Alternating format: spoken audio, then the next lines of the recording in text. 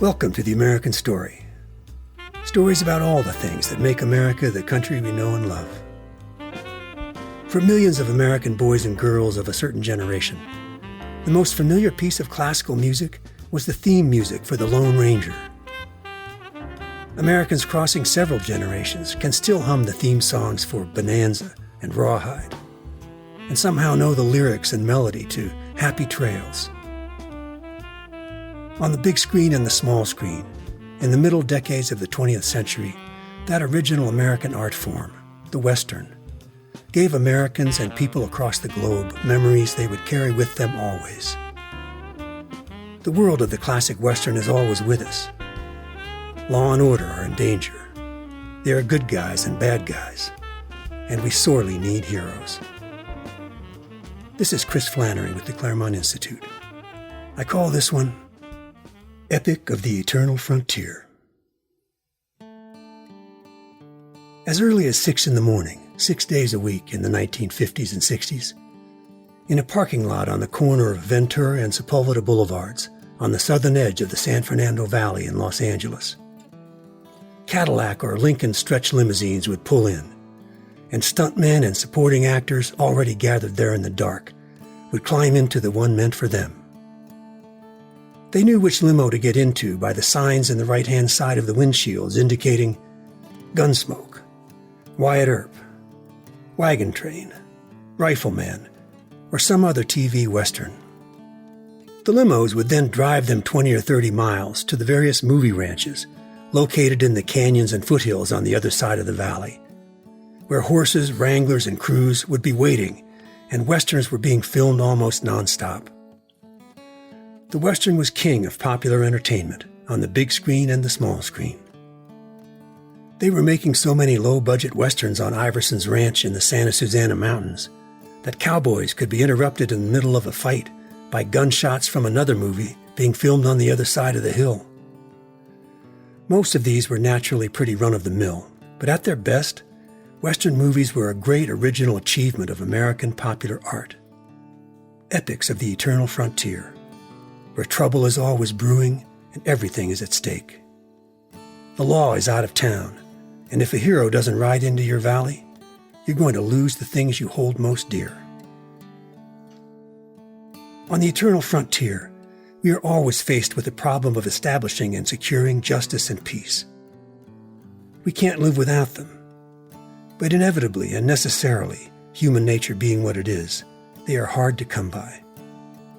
Always and everywhere, men arise who think they can gain some advantage for themselves by disturbing the peace and breaking the law. They become outlaws.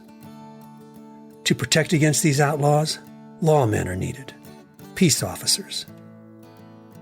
The classic Western paints with such broad strokes on a vast canvas the unending human quest for justice and the clash between good and evil are always there in primary colors.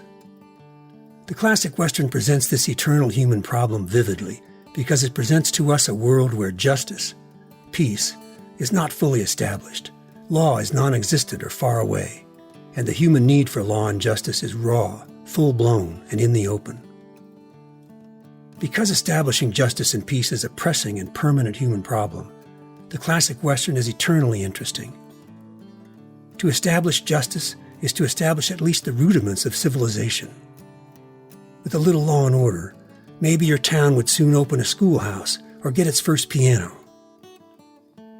Violence and the rule of violence are the alternatives to civilization. And to withstand the rule of violence, to preserve the peace, requires all the human virtues, beginning with courage. Civilization requires heroes. The hero in the classic Western is usually a lone, brave, and just man, an outsider, with no stake in the problem that calls for his heroism. He frequently comes into the valley or into town like Shane, on horseback, and is good with a gun, and with his fists, too. He's not looking to reform the world.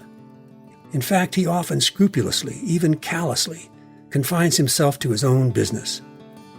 His own business can be very private, independent of others, until those others decide to try to push him around. "Don't tread on me" is a fair motto for his stance in the world.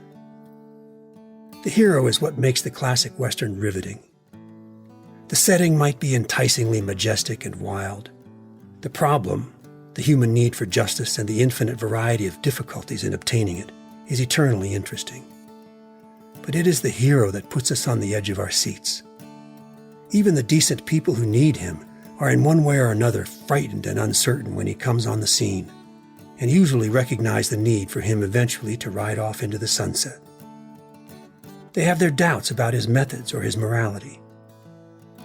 Their dilemma is with us always: how to defeat the outlaws without becoming outlaws ourselves.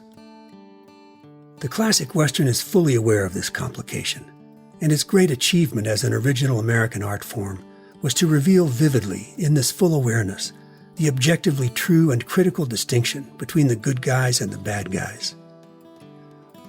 On their best days, this is what those thousands of wranglers, horses, prop men, sound and camera crews, supporting actors and stuntmen were busy doing in the hills and canyons northwest of Los Angeles from sunrise to sunset, 6 days a week, for the middle decades of the 20th century.